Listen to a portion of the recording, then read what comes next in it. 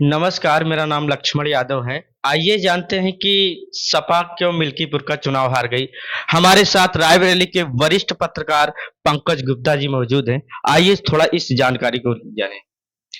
देखिए ऐसा है, समाजवादी पार्टी और बीजेपी के बीच जो चुनाव मिल्कीपुर में उपचुनाव हुआ, उसका जो रिजल्ट आया वो बहुत ही चौंकाने वाला रिजल्ट था, क्योंकि 61,000 वोट से चुनाव जीतना वो कोई मामूली बात नहीं है। सही बात। इतना चुनाव, इतने मार्जिन का चुनाव लोकसभा का चुनाव होता है लमसम 50,000 वोट से जो है चुनाव जीते थे अवधेश प्रसाद। ठीक, लेकिन समाजवादी पार्टी का प्रत्याशी मिल्कीपुर चुनाव को 61,000 वोट से हार गया। कारण सबसे बड़ा ये रहा कि वो अयोध्या की सीट थी। जब लोकसभा का चुनाव वहां की जनता ने हराया, तो पूरे देश में क्या विदेश में भी इसकी चर्चा हुई। वहां की जनता को इस बात का प्रायश्चित हुआ। उन्होंने कहा, हमने तो वहां पे बहुत फील्ड स्तर पे काम किया है, क्योंकि वहां पे काफी हमारा आना जाना रहा है अयोध्या के क्षेत्र में। तो हमने पाया कि वहां की जनता नाराज कम थी और दुखी ज्यादा थी, कि हमने जो है राम की नगरी से भाजपा के प्रत्याशी को चुनाव हरा दिया, क्योंकि भारतीय जनता पार्टी ने सबसे ज्यादा राम मंदिर का मुद्दा उठाया और लड़ाई भी लड़ी उसने। तो शायद उस पश्चाताप को जो है पूरा करने के लिए वहां की जनता ने इस चुनाव को जितवाया, एक कारण। दूसरा कारण यह कि वर्तमान में कुंभ हो रहा है। कुंभ में आपने देखा होगा, उसकी व्यवस्थाओं को लेकर समाजवादी पार्टी के नेताओं ने, यहाँ तक कि अखिलेश यादव ने भी बहुत बड़े बड़े बयान दिए। यहीं पर उन्होंने गलती कर दी, क्योंकि वो आस्था का केंद्र था।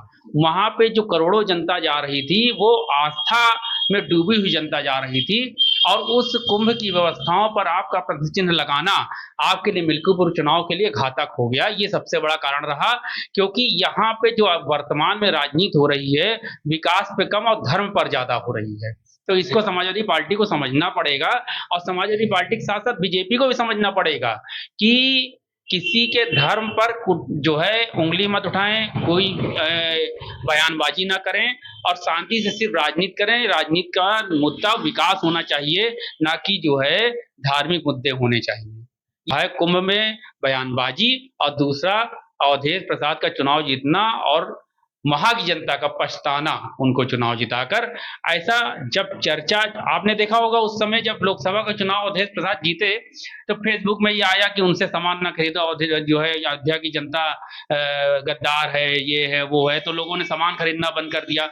उसका प्रभाव पड़ा वहां की जनता पे, और उन्होंने इस चुनाव को जिताया। ये मेन मुद्दा था। सर, दिल्ली में भी सरकार बन गई, इसका क्या कहना है? देखिए, दिल्ली का मसला ये था कि 10 साल केजरीवाल वहां पे थे। जमुना सफाई के नाम पर उन्होंने बड़े बड़े वादे किए, लेकिन जमुना सफाई नहीं हुई। पूरी दुनिया देख रही थी, पूरा देश देख रहा था। दूसरा मुद्दा ये था कि केजरीवाल और सिसोदिया का कई मामलों में फंस जाना। ठीक है। तीसरा मुद्दा यह था कि जब इस बार वो चुनाव जीते थे, तो चुनाव जीतने के बाद तुरंत उनके दंगे हो गए थे दिल्ली के अंदर, वहां और आगजनी दंगे ये देखा गया है ना। तो उसमें जो लोग फंसे, उनका भी अप्रत्यक्ष रूप से कहीं ना कहीं बयानबाजी के माध्यम से सपोर्ट करते हुए नजर आए।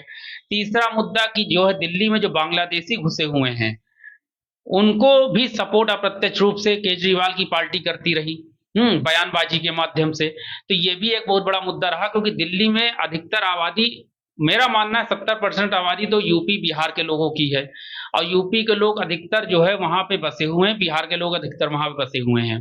उसके बाद अन्य क्षेत्र के लोग बसे हुए हैं।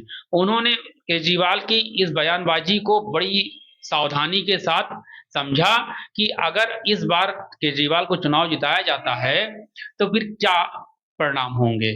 क्योंकि जिस तरह से दिल्ली में जो है इन लोगों की पैठ बन रही है, बांग्लादेशी घुसपैठियों की पैठ बन रही है, वो कोई मामूली बात नहीं है, देश के लिए खतरनाक है ये।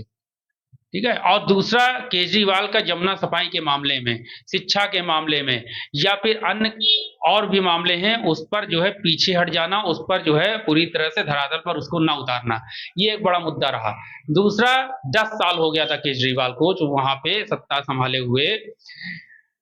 एक चीज आपने देखी होगी कि यहाँ आज 50 सालों की राजनीति में भारत में 10 साल कोई रहता है, उसके बाद सत्ता परिवर्तन हो जाता है, लोग ऊब जाते हैं, या कह लीजिए कि जो है नए को मौका देना चाहते हैं। तो दिल्ली में शायद ये हुआ है कि नए को मौका दिया जाए, और जो केजरीवाल ने जमुना सफाई के मामले में अपना ढुलमुल रवैया अपनाया, उसका ही ये बहुत बड़ा परिणाम रहा है।